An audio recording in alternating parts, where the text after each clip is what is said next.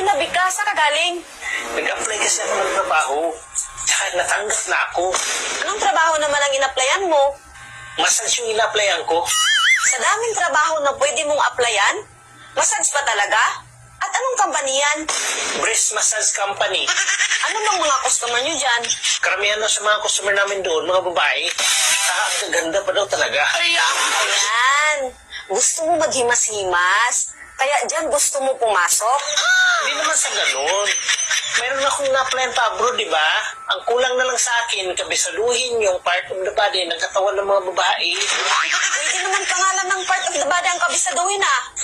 Kailangan daw talaga actual. Kasi para ma-explain namin kung gaano katigas o kalambot yung breast. Andito naman ako ah. At pwede mo naman ako i-actual. Bakit sa iba pa? Kailangan kasihan malalaki. Palit lang kasi yun sa'yo. Hindi ka ba talaga mag-resign dyan?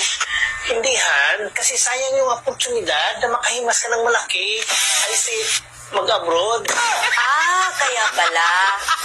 Gusto mo humimas ng malalaking dibdib. Kung hindi ka mag-resign sa trabaho mo, mag-a-apply din ako ng trabaho. Mas okay yun, Han. Dalawa na tayo kumikita. Ano bang trabaho yung applyan mo? Massage din. Anong company naman? Itlog Massage Company. Nagahimas ng itlog.